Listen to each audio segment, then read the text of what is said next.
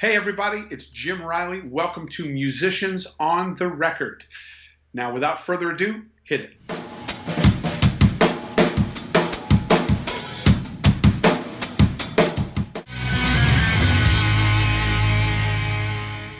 Hi, welcome to Musicians on the Record. I'm David Ward. You've heard the music, now hear their story, and you've definitely heard this guy's music today. I'm so excited. The drummer and band leader for the band, multi-platinum band, Rascal Flatts, Jim Riley is on the show today. Welcome, Jim. Thanks for having me. Pleasure to have you here. Really grateful that you agreed to do the interview. Really appreciate it. Let me run through a little bit of the credits, and these are just to name a few. You've played on the Grammy Awards, The Tonight Show, American Music Awards. You've been voted the best country drummer by Modern Drummer magazine. And we are in the Drum Dojo, which I will show folks from the little tour. There you go. Excellent. Love the side. Yeah. And you are a drummer, not only professionally, but an amazing educator. You're an author of 2 books, Song Charting Made Easy, about the Nashville number system. And your latest one, which I have and been working with, the Survival Guide for the Modern Drummer. Jim, this is a great book, and I'm just learning a ton from it. Thank you for putting it out. What inspired you? Let's start with that. What inspired you to write this book? Well, I had just finished Survival Guide. I just finished Song Charting Made Easy. And that is a book on the Nashville number system. And it's a really fantastic system.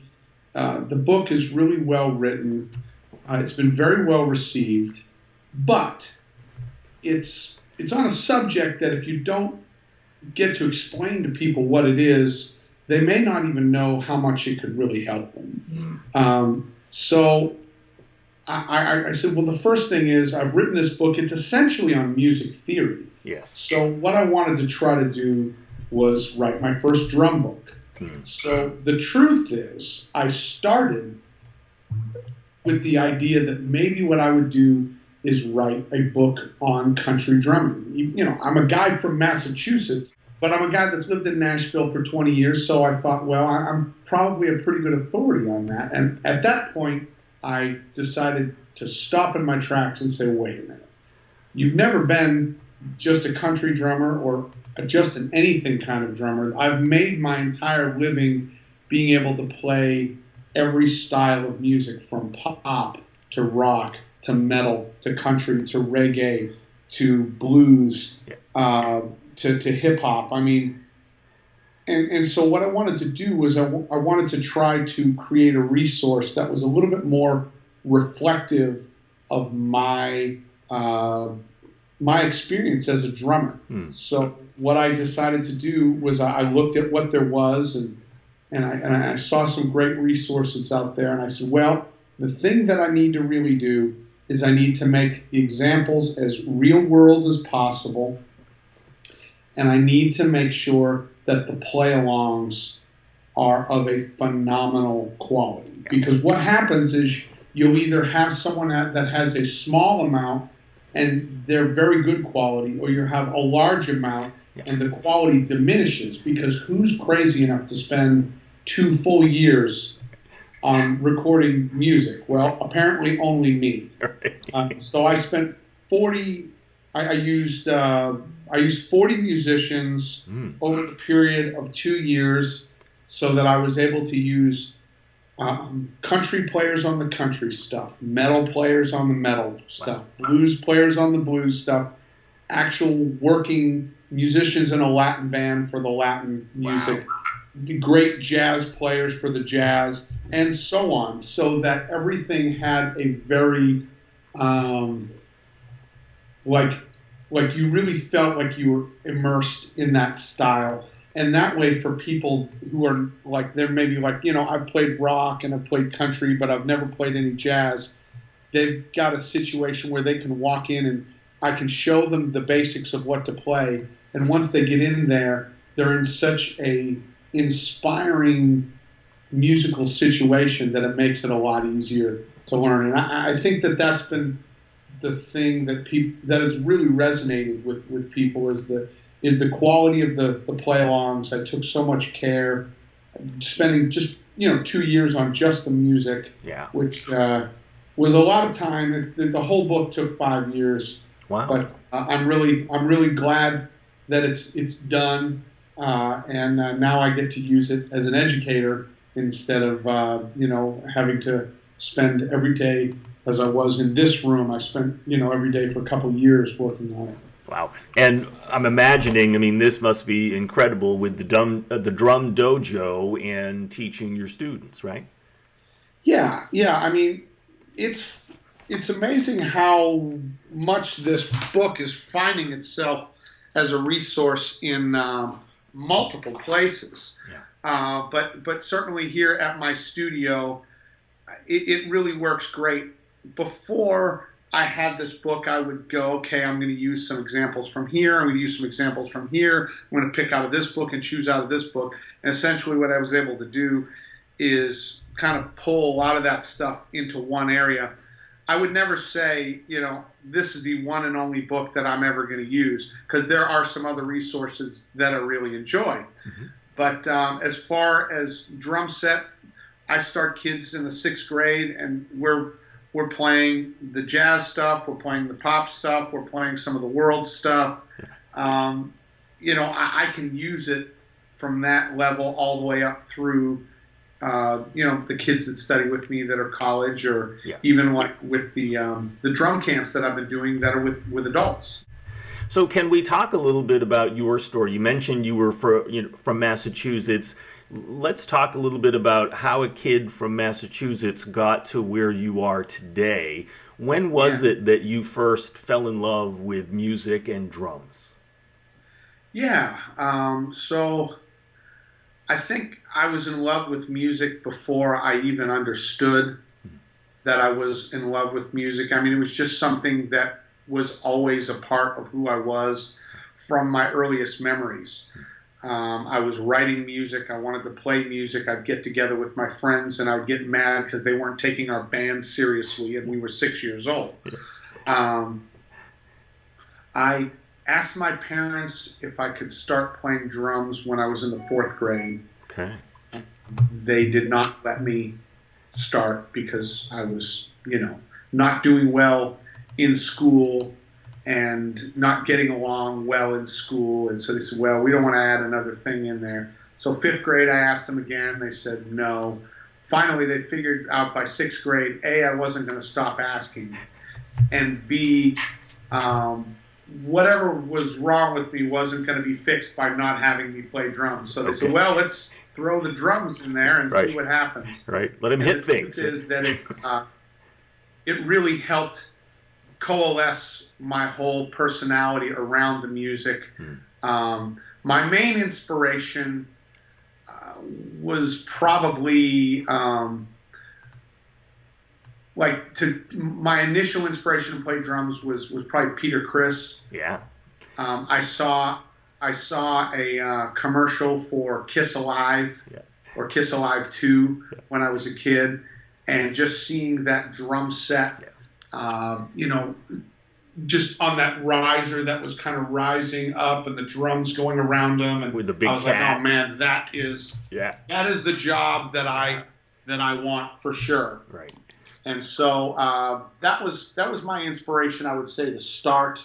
And then I've had many inspirations after that, but that was probably the beginning. I've yet to meet him. I'd certainly like to do that. Certainly your goal. Yeah, he was certainly one of my earlier influences as well, and I loved the big drum riser with the cats, the huge cats on it, and the makeup. It was great. So yeah. And so where did that then go to musically for you? Did you just start playing? Were you mostly self-taught? Were there some important teachers that came along? No, I started playing. I started playing in band. I was taking drum lessons. I went through a couple of drum teachers initially. I think, in retrospect, I think my first 2 teachers were a little intimidated by my fervor to learn drums and how quickly I was learning things. So I got pushed along. I finally ended up in high school. I was taking lessons with Arthur Press, who was playing with the Boston Symphony. Wow. And then I was taking some lessons with Alan Dawson. Okay. Sure. And I certainly wish I'd taken more with him. But I was playing in rock bands. I was playing in 2 different rock bands. I was playing in the jazz band at school. I was playing in what little marching band stuff we had and concert band. I was playing in the Greater Boston Youth Symphony, the Massachusetts Youth Wind Ensemble. So I was doing a lot of classical music as well. And my band director in high school was a UNT alum, and he kind of hit me to UNT, and so I ended up going to UNT to get my music ed degree. I started there in fall of '87. Okay. I mean, this was more than just a hobby for you. Obviously, this was a real passion. What was your sort of first dream of what you wanted to do with drumming, Jim? So I just renovated in this room not too long ago, and I had an article from when I was in high school on the wall, and it was interviewing a young man that was really just determined to make it as a musician, even, as a 14-year-old kid. I think the thing that I was wrestling with then, that I still wrestled with for probably another 6 years, is whether I was going to be a classical musician or whether I was going to be a drum set musician. And I think what finally happened with me in college, I was studying with the timpanist for not for the Boston Symphony, for the Dallas Symphony when I was going to UNT. And I was also studying with Ed Soph at North Texas on drum set. And I think there was just listen, if you're going to be a timpanist, you got to go for that wholeheartedly. If you're going to be a drum set player, you got to go for that wholeheartedly. And I think my original vision of the kid behind the drum set, with Kiss, kind of won out. So I decided to, wholeheartedly pursue being a drum set player. And no regrets? Happy that you went that way? Yeah. I mean, I still have a real passion for classical music. I love to go and see the Nashville Symphony. I financially support the Nashville Symphony because I think it's a great organization, and it's just something I can do on my local level to help make a difference. But I actually still dream of getting to do some sub dates with them. Sam Bacos mentioned that I should get on the sub list there, and the truth is, just with Rascal Flatts, I just don't really have the time to commit to the symphony, although at some point in my life I'd really love to do that. It sounds like music is kind of in your bones, in your DNA. Was anybody else in the family musical? My parents are both music lovers. Okay. Different eras. My mother really enjoyed Frank Sinatra and show tunes. And my dad enjoyed the Beatles and the Rolling Stones, but he also loved Stevie Wonder and Van Morrison and Ray Charles. And so I got kind of a wide, eclectic thing there. Once I started playing, my dad really tried to deliberately throw some, music at me, from Buddy Rich to Gene Krupa to Cozy Cole. I mean, he would just try to find things, just being a studious dad and being a lover of music, he would find music that he felt like would inspire me. Absolutely. And what part of Massachusetts, Jim, can I ask? Well, I grew up in Natick, Massachusetts. Anyone who's been in Massachusetts knows that that's where the mall was. It was one of the first malls. It was like a big deal. Oh, it's Natick, where the mall is. Right. The mall. That's right. but just outside of Boston. Sure. Grew up in the suburbs, Yeah. and grew up going into town to be BU for the Greater Boston Youth Symphony, and going into the New England Conservatory for Massachusetts Youth Wind Ensemble. So I was in town a lot. Yeah, that's great. So I was playing, in the Greater Boston Youth Symphony, which I'm sure you came upon, and I was actually playing in a percussion ensemble for Tom Geiger. Yeah. Played in the Boston Symphony. Wow. And was teaching at BU. Amazing. I got to play some of his pieces with him. It was pretty neat. Sounds fantastic. So when you decide to go to UNT, the folks, and you want to say, I want to study music, study drums, the folks said what? Oh, I mean, they were all for it. I mean, there was really no question what I was going to do with my life, and my parents never questioned that. They just saw that I had this passion for music, and there was never an option of trying to talk Jim out of that to do something else. I mean, this was definitely what it was the reason I was going to college. I mean, I wasn't going to college to be an academic. I was going to college to study music. Right. So they were very supportive. Yeah. And highlights and any challenges or lessons from your time studying at college? Yeah. I mean, first thing for some of the young people, I mean, it was my first time away from home.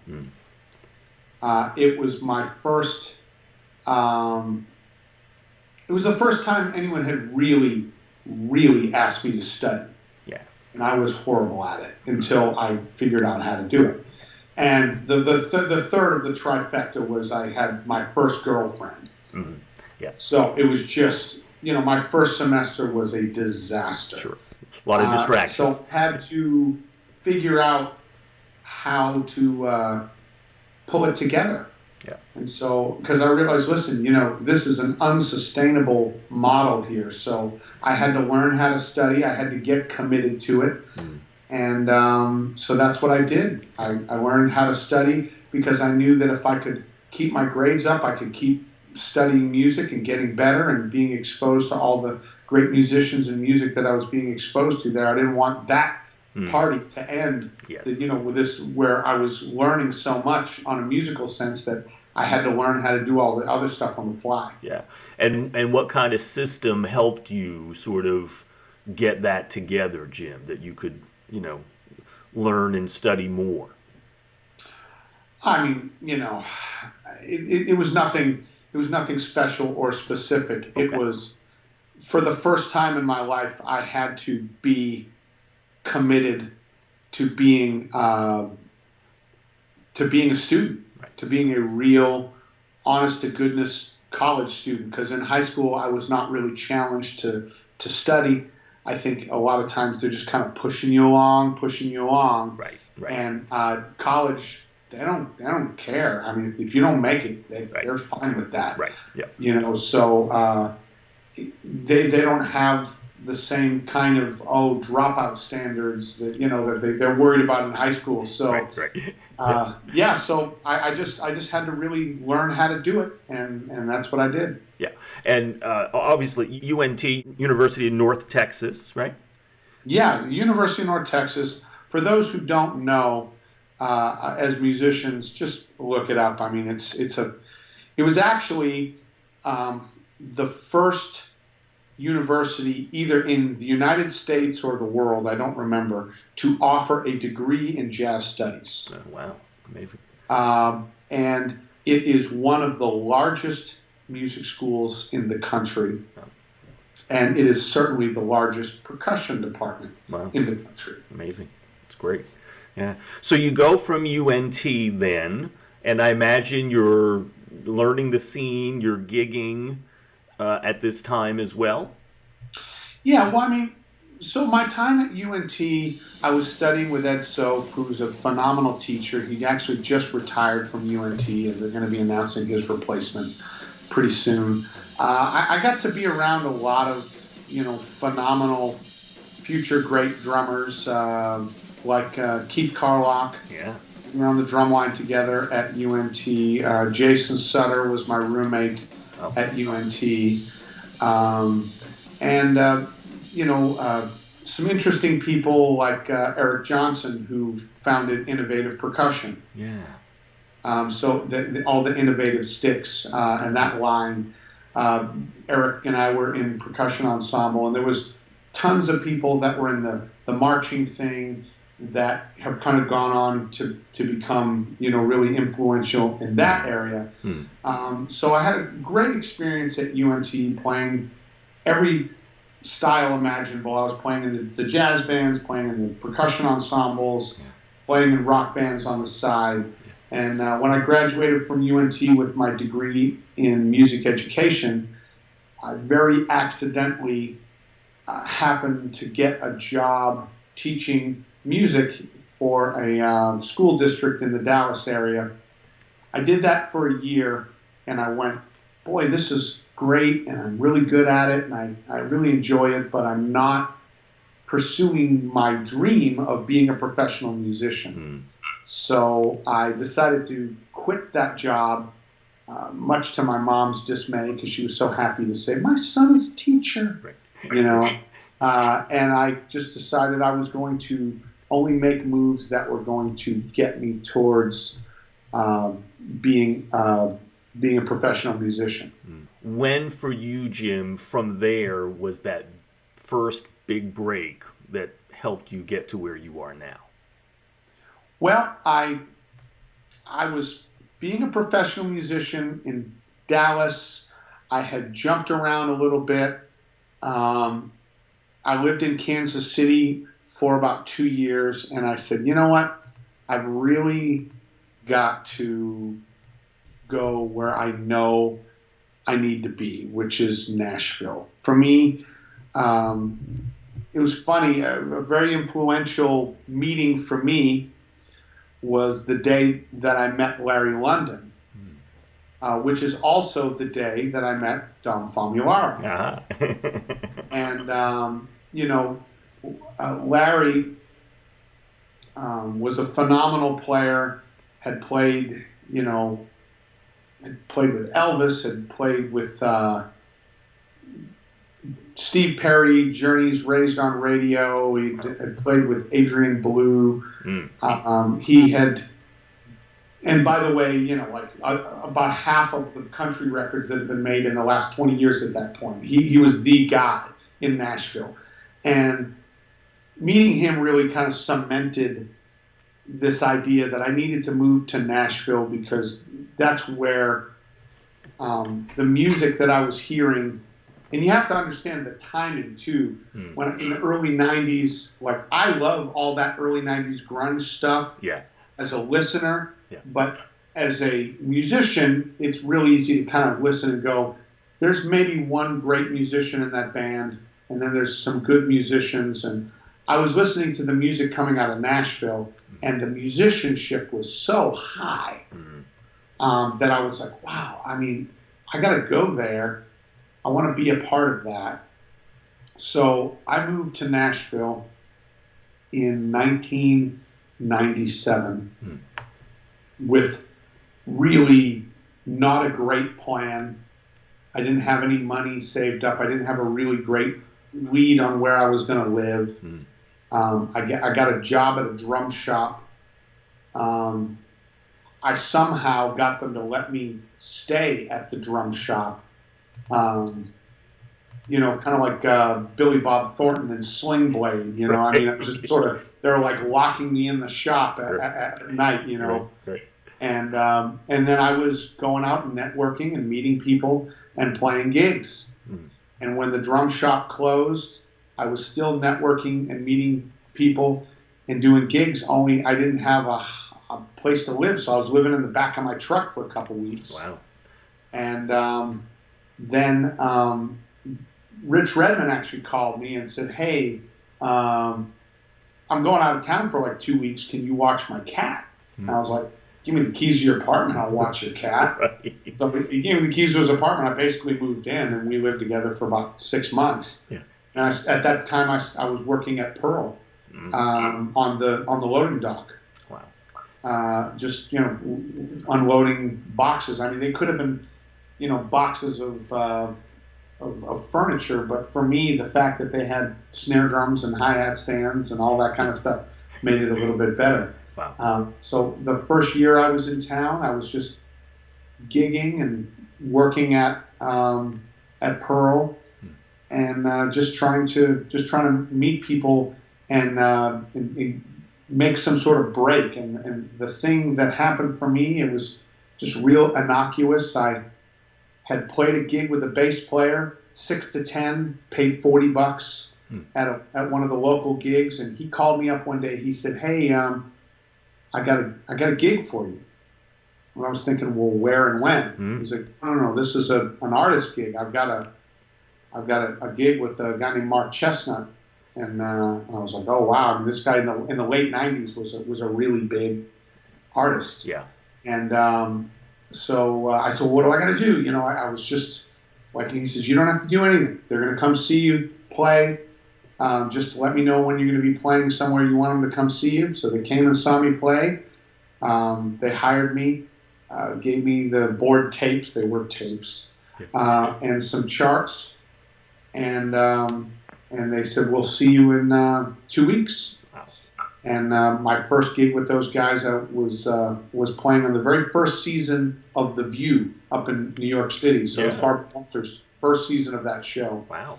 And so my first gig with those guys was on live TV. Amazing. And I did that gig for 2 years. Wow. That's amazing. This is really powerful too, I think, Jim, of that deep passion and commitment for you with moving to Nashville, gigging, doing what it took, and real challenges that you had. I mean, living in your car, that's not easy, basically kind of being homeless. But persevering, networking is also what I'm really hearing was really huge, really important. Yeah, I had 5 gigs. The other 2 nights I was going out and meeting people. I remember walking into a club in Nashville, and it was filled with musicians. It was really, it was, to use a word, it was a really happening place at the time, And I didn't know anybody in there, but I could tell that everybody there knew each other. And I said, in a month, I want to know everybody in this place. Right. And so I did that, and I met a lot of really interesting musicians that I worked with for several years after that, just even in that one club. Yeah. And so that was the thing. I was just networking as much as I can. But, they say great reputations take a long time to build. It's the terrible ones that spread like wildfire. So for me, it was every conversation I would have, every jam session I got in, or every opportunity I got in to go up on stage was just another chance to make a positive impression. I just wanted to connect all those positive impressions into a reputation. And I think really important for younger musicians or musicians coming up that want to be where you are, those people skills are really important. Any sort of tips or tools when you talked about networking or just going to meet people, any strategies that you would tell younger musicians to use around that? I think a lot of that world has changed. There's probably some more online aspects to it than there were when we were coming up. Yeah. You still have people that feel like they want to either present or email a package of their body of work to people, and most people are not specifically looking for that. I think there's still an importance to the true interpersonal connections that you make with musicians. There's still something very important about putting your hand out and pressing the flesh and meeting people. Yeah.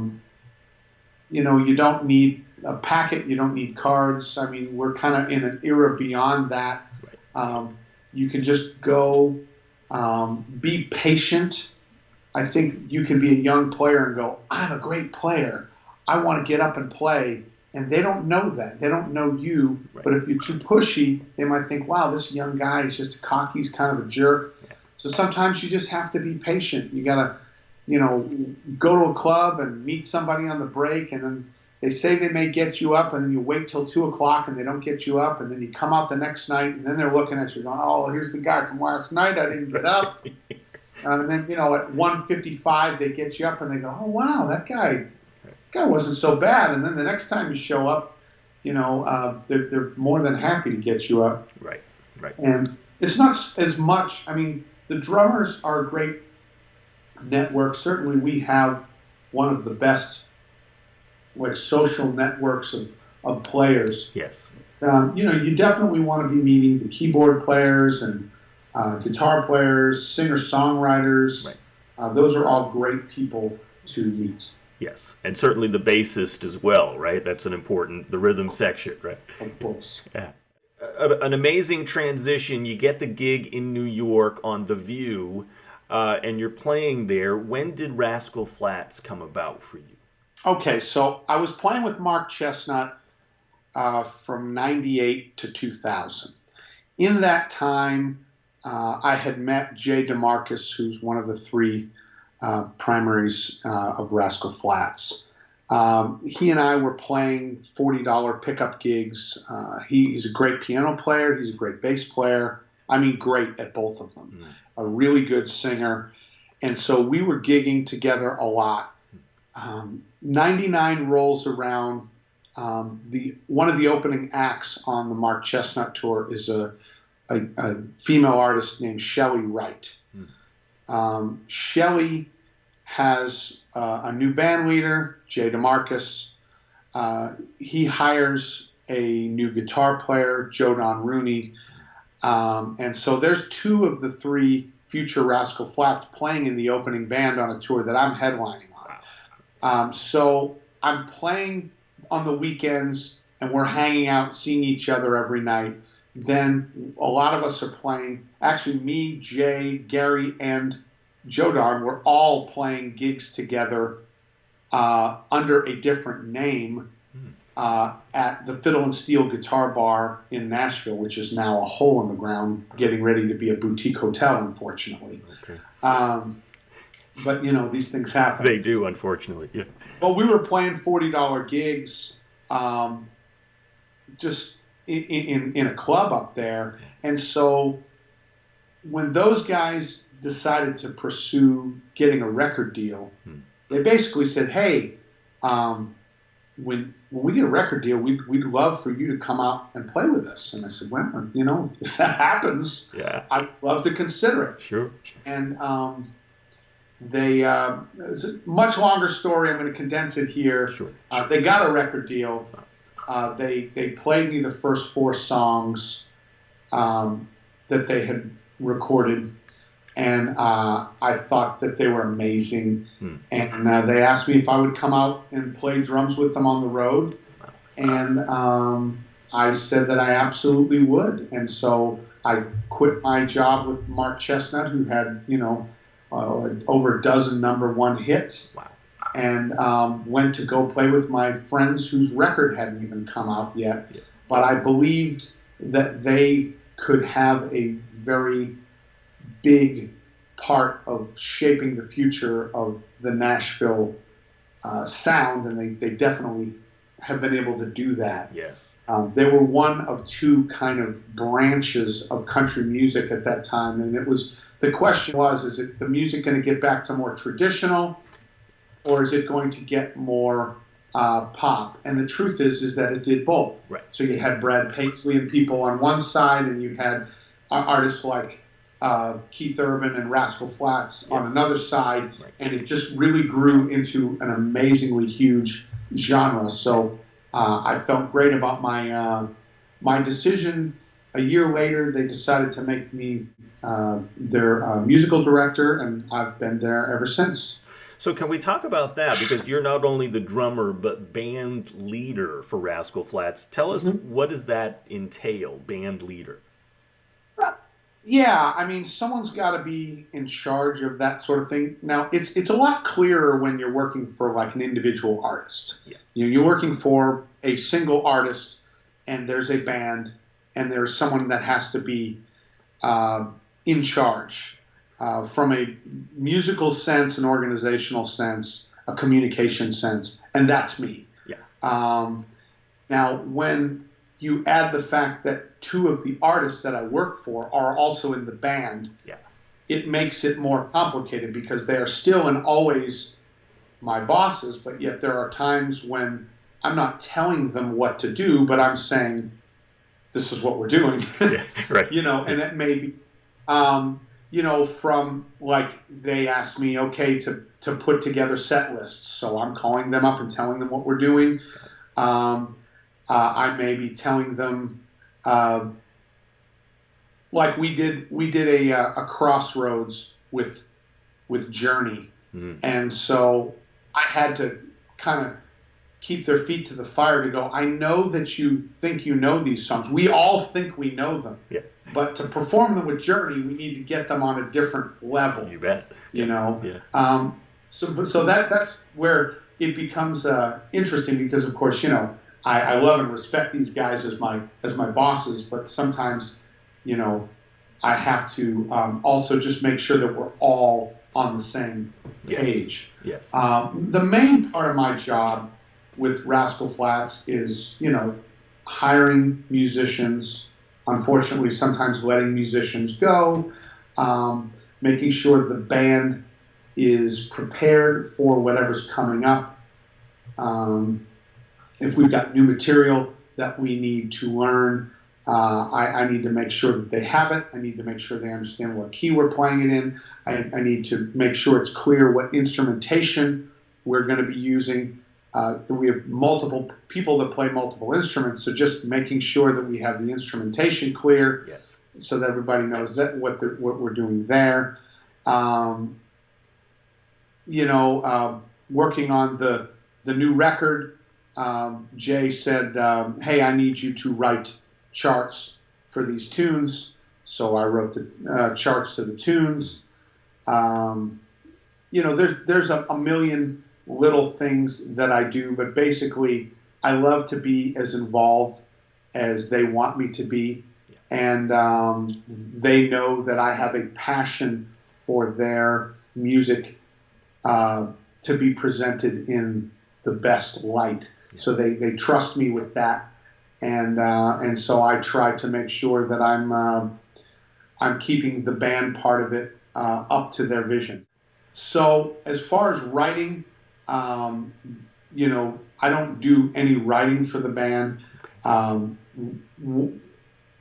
Jay, Gary, and Joe Don write, but they also accept songs. I mean, we're in Music City, right, which is the songwriting capital of the world. So, I mean, we literally have the best songwriters in the world living here or working here. Yes.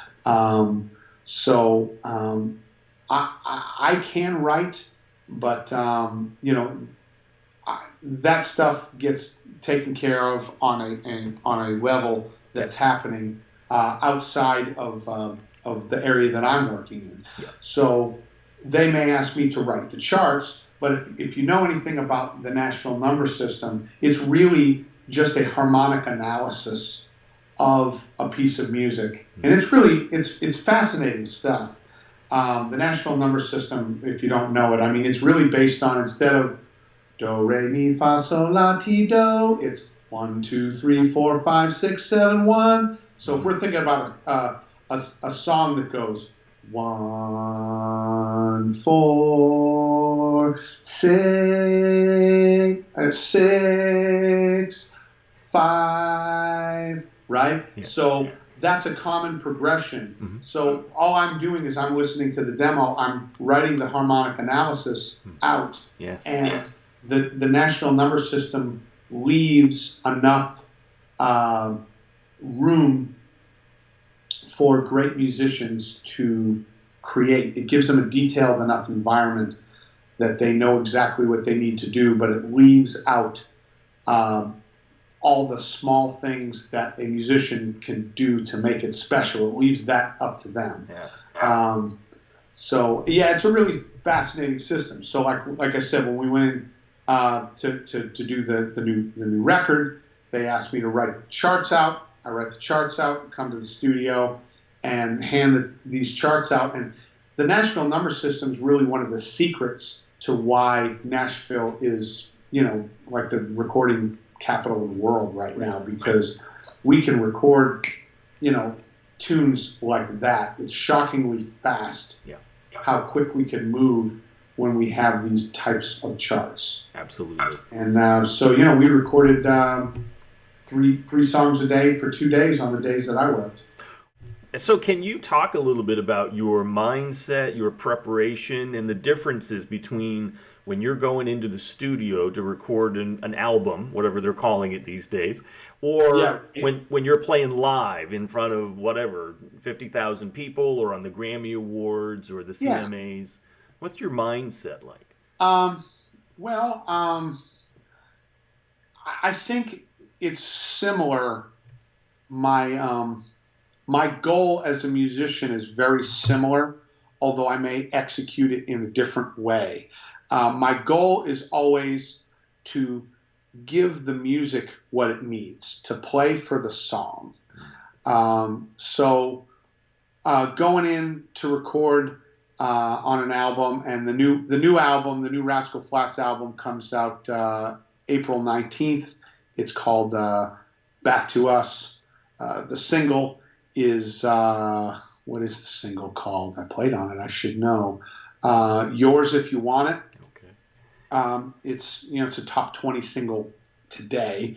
Wow. We'll see where it is when the podcast comes out. Sure. But it's doing really well. So my job as I go into the studio is always to give the music what it needs.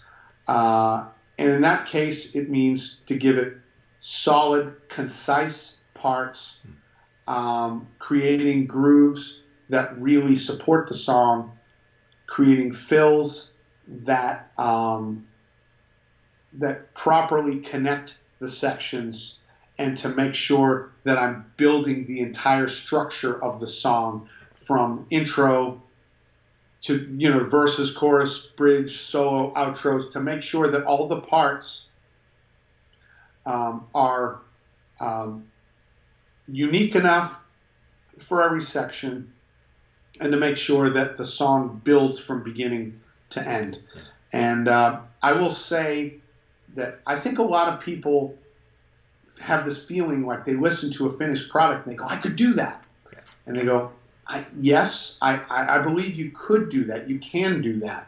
But you won't be able to do that without the correct mindset of being able to go in there and giving the song exactly what it wants. I think as drummers, all musicians, we go in there and go, I can't wait to put my stamp on this. I can't wait to just throw down. Yeah. And sometimes the music doesn't need that. That's right. Sometimes you just got to give the music what it needs. The other thing you need to do is you need to have a great sound. And as a drummer, that's not something that we are as familiar with. It's one of the few instruments that you can know how to play very well without knowing how to tune very well. Yeah. So if you don't know how to tune your drums, then your drums are not really going to sound very good. So understanding how to tune the drums to get a great sound that you and the engineer and the artist are happy with. And then you have to be able to play the drums with a sound that transcends whatever drums you're playing. Whether you're playing the worst, cheapest drum set with the worst heads, or you're playing your favorite kit, you have to have a sound that transcends all of that. It just comes through. I remember hearing a story about a guitar player, maybe it was Les Paul or someone, and they walk up to him and they say, man, that guitar sounds great. And he takes it and unplugs it and goes to hand it to the guy and says, how's it sound now?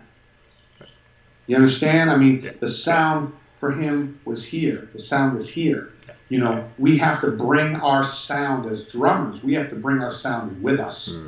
And so you have to be able to strike the drum in a way that's creating a great sound. You have to have the drums tuned in a way that they sound great. and then you have to be playing for the song in a way that makes the parts crucial and memorable to that piece of music. And you need to concentrate on making that piece of music better rather than putting your stamp on it. And every once in a while, you can do both. Right. You know, and I felt like with Yours If You Want It, I mean, selfishly, when they said that was going to be the single, I went, well, that's great, because as a drummer, that's the tune that I would have definitely put out.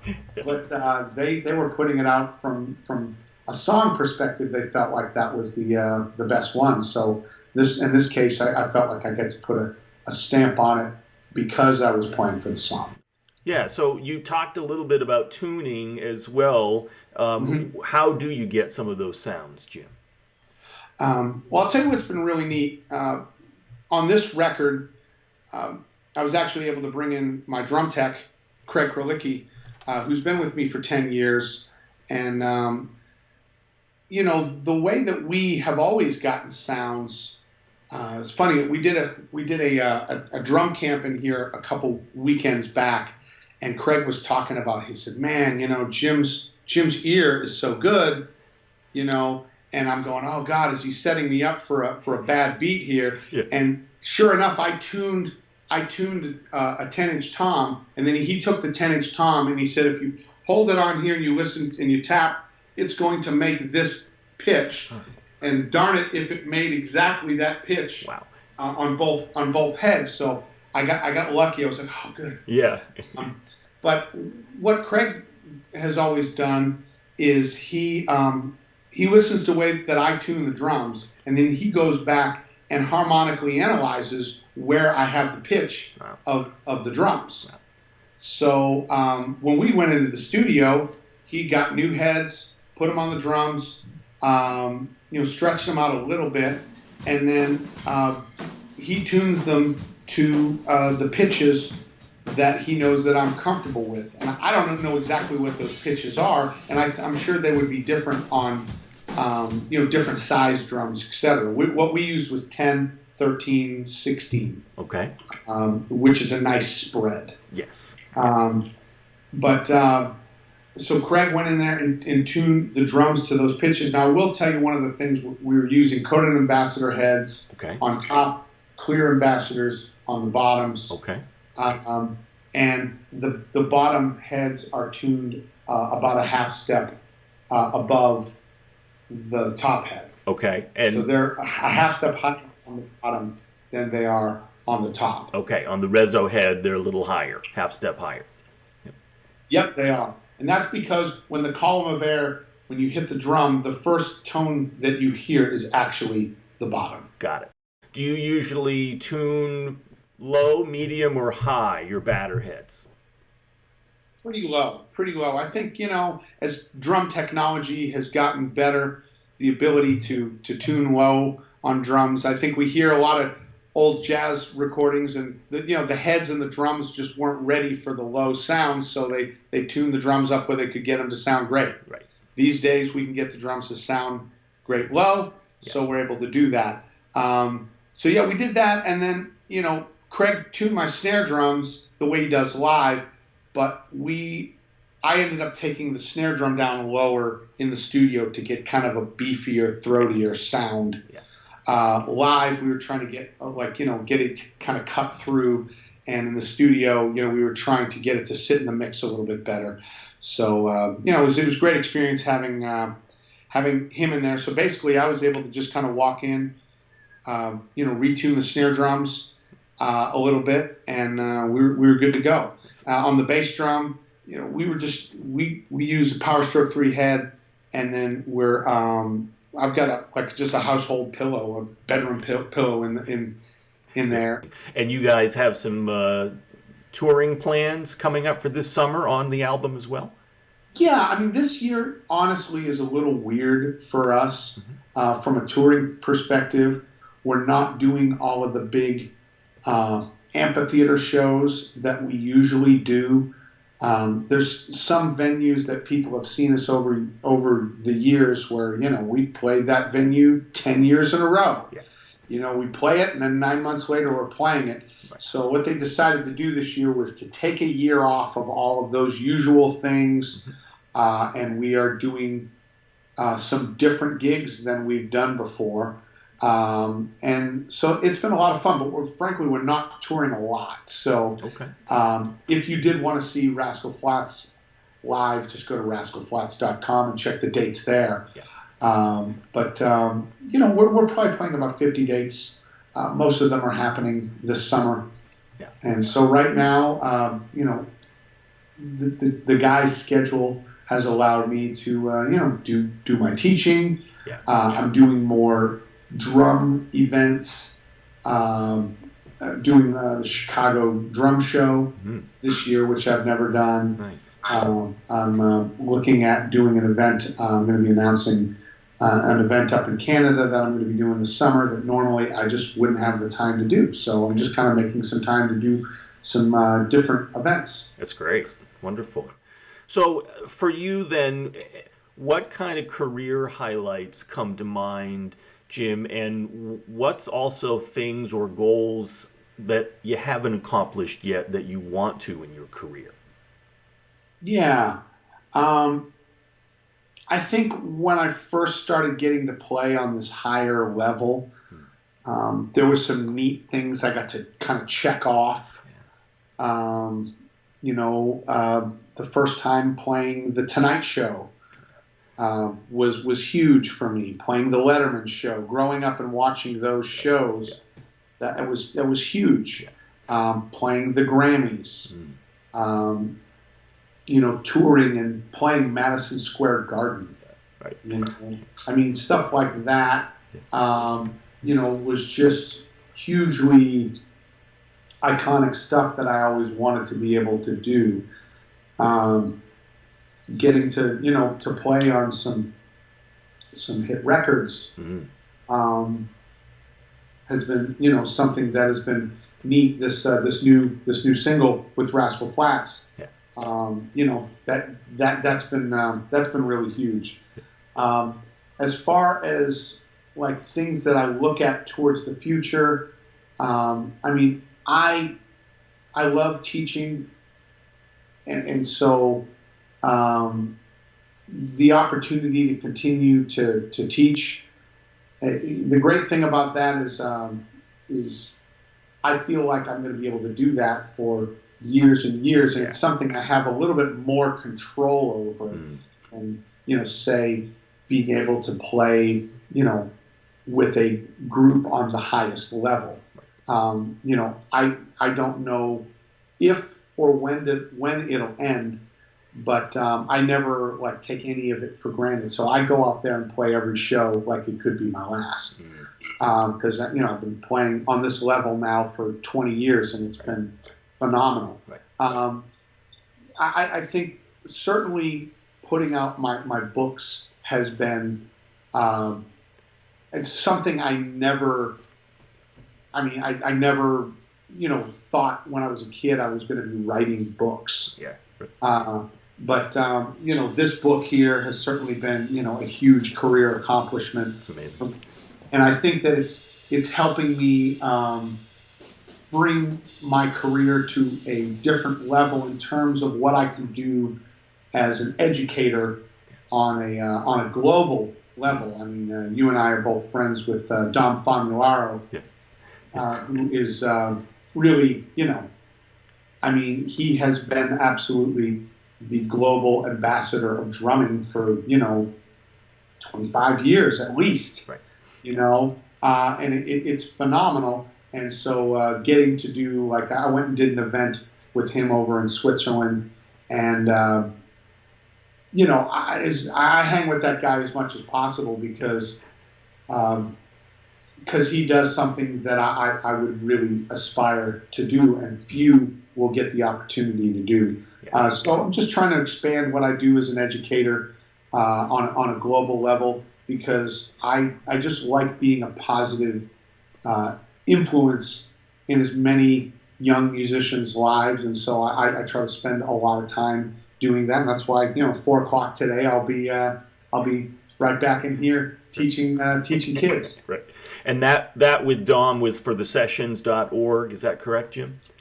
Well, I did a thing at Indiana University for the sessions. Yes.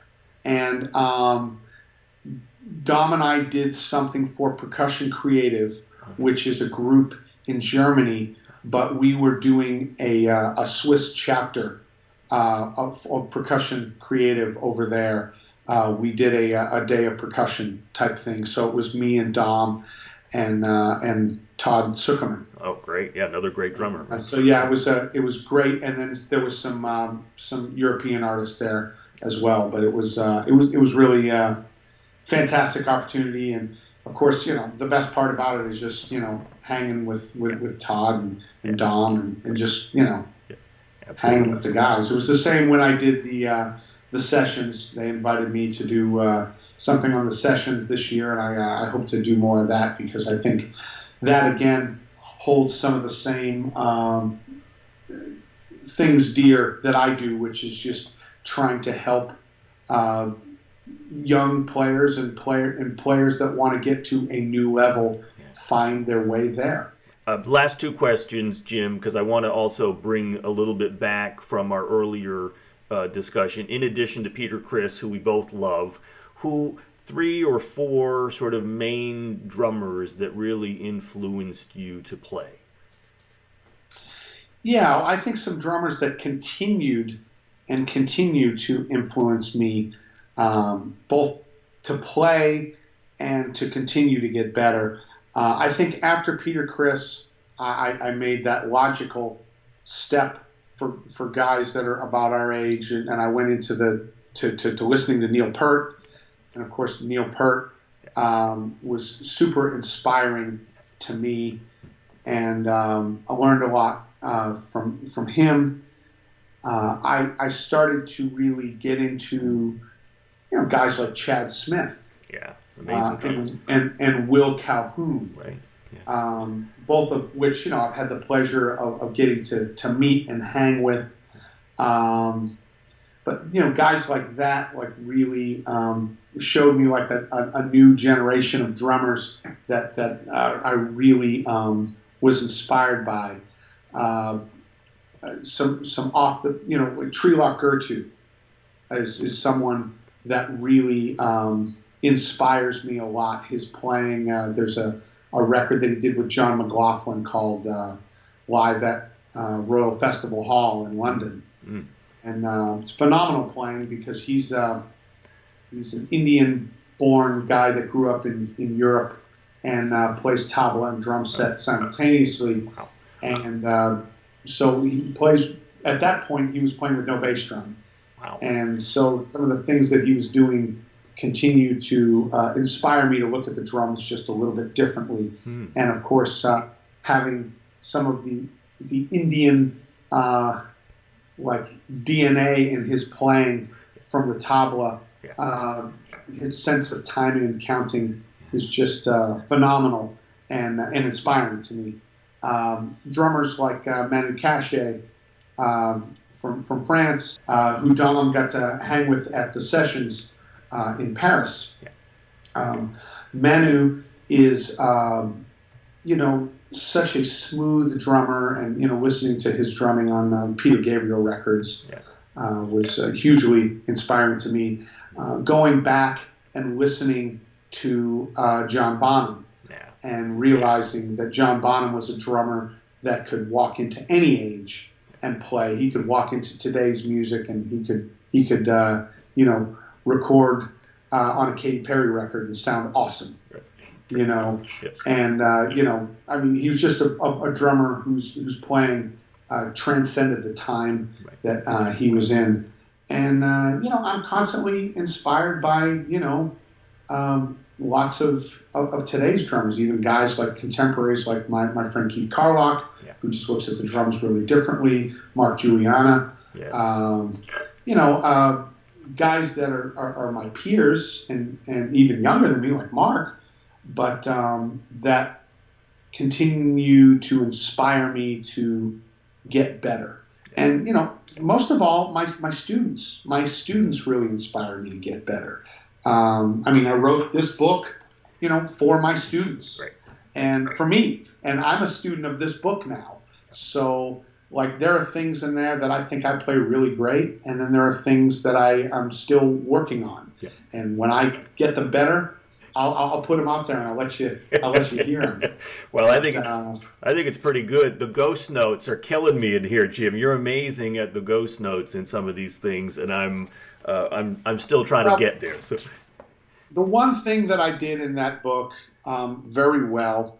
And there's with certain books, people gravitate towards certain pages. Syncopation, you got certain pages people gravitate towards.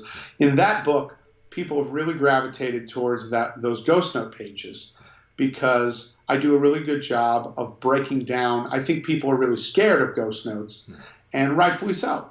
And so what I did was I break down all of the ghost notes that I use in a 16th note environment into 6 different elements. And if you can play those 6 elements, then you can learn to play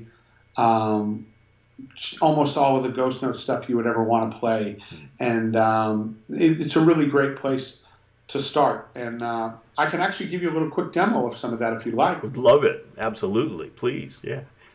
So this is actually the kit that I played on the new Rascal Flatts record. It has moved into this place. The other kit that's going to the museum has moved out. Amazing. And so this kit is here right now. Actually, still get the same heads I used on the session. That's great. So, talking about ghost notes.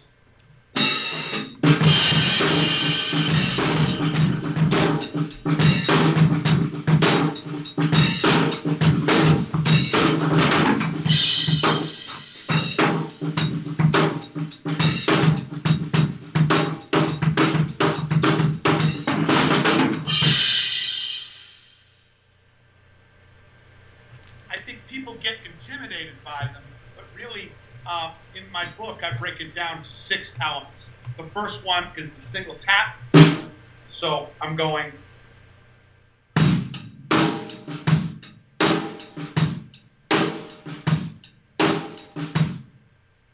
second is the single drag.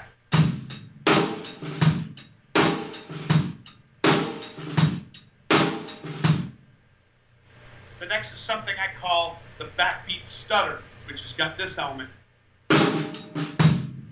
Now, another place that you'll find that stutter is in, say, the Purdy Shuffle. Yes. Or as we would know it as the Rosanna Shuffle. Yeah.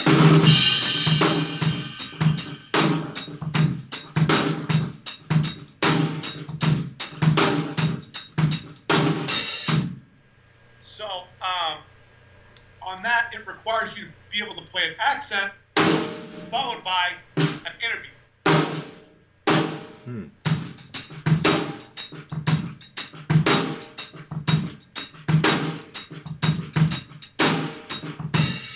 So, in the 16th note realm, what I'm doing is I'm going 1, 2, 3.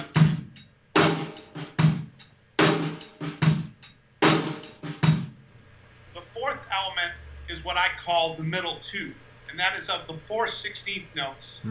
I'm playing the middle 2, so that's. Of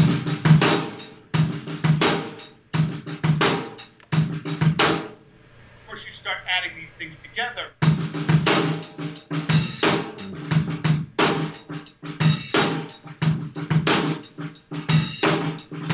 you can start to create patterns that really tell the story of what you're trying to play with the band. The other 2 elements that I use are hi-hat elements, which is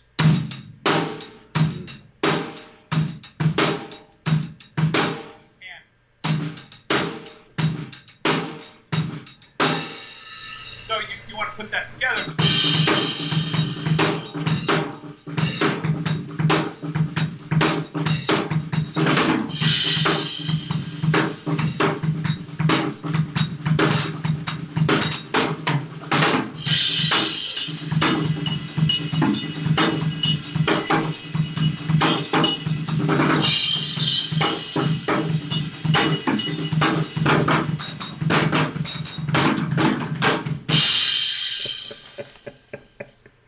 I love it. That is fantastic, Jim.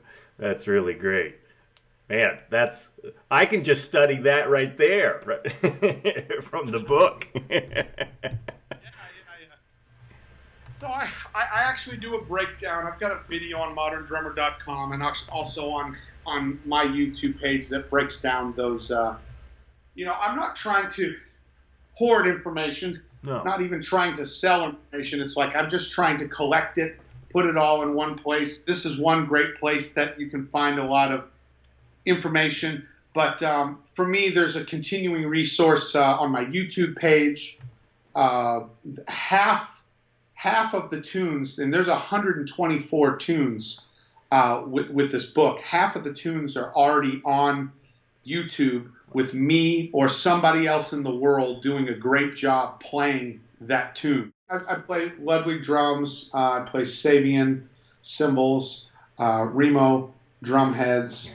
I play Gibraltar hardware because I love the rack systems. I use those on the road. Yeah. I play Vader sticks. Uh-huh. LP percussion, and I play Roland electronics. Yes. I play all the instruments that I've always played, that I love, and it's great to have relationships with these companies. But the most important thing about endorsements is to work on your craft, and then the endorsement stuff will kind of happen a little bit more organically when it's time in your career. And then at that time, I just basically approached the companies that I really enjoyed their products. And, I still, play those products. Right. But music first, not going for the endorsements first. Yeah. Absolutely. For your students or drummers, any musicians watching this in the future, what's that top one or two things that what advice would you give them to be able to have some of the success that you've been able to have? Well, I think I mentioned one of the things earlier, to be patient, to try to be a kind individual. In my travels, and especially getting to meet some of my idols, I've had some really great experiences, and I've had some super awful experiences. And it just made me realize that we all have two choices. We have a choice to be nice and patient with people, or we have the choice to be short and curt with people where, when you're going along in your day, that's just another day for you. For the person that's getting to meet you, that's a big deal. They're getting to meet their idol, and you're going to shape what they think about you for that meeting for the rest of their life. And so I look at people like Dom Famuaro is a great example. Greg Bissonette is another great example of somebody who's a great musician and a great person. Yeah. And both of those people have gone a long way in their particular and very different from each other careers by being great at what they do and being a great person. And I think that's probably one of the most important things. The other thing is respect the music, study the music, no matter what kind of music it is. I think one of the biggest mistakes that we can make about any kind of music is to underestimate it. Underestimate the music, then you don't respect it. And if you don't respect it, then how can you really learn its nuances? And I see that a lot with jazz players that assume that because they are very versed at the complexities of jazz, that they understand the simplicities of pop or country or something like that. And I assure you that they do not. And it's because that they've underestimated it that they will never really truly be great at it. So respect all musics. Find some part of that musical genre that you enjoy and use that as an anchor to grab onto it and go, okay. And that's what I tried to do in the book, was I tried to paint different styles of music in a positive light, so that, you know, people could go, you know what, I get this country thing. This is really cool. I get this bluegrass thing, or I get this metal thing, and I see the validity there. And once you see the validity, then you're expanding your musical vocabulary. And when you understand more musical genres, it's going to make you better at each individual genre, because you can kind of bring elements into the ones that you're playing. But also, if you increase the amount of musical styles that you feel comfortable playing, then you're increasing your ability to play music for a living. You know, that for me has been my goal. I mean, I don't consider my success on, you know, awards, or you know, being on the cover of Modern Drummer, or, you know, any of those kinds of things. Those are like byproducts of the fact that I love playing music for a living, and I consider my success that I can play music for a living, and I don't have to do anything else. Right. And all I do is play music, teach music, write about music, right. And I can support my family doing that. Yeah. And so I never put a monetary value on a success. It's always on the fact that I love what I'm doing, and I'm able to, you know, live my life, support my family doing that. Absolutely. And that's, you know, that's all I wish for everybody out there listening today. Right. Great stuff. Jim Riley, thank you so much for all your music and your music and drum teaching. Thanks so much for being on Musicians on the Record. Thank you for having me.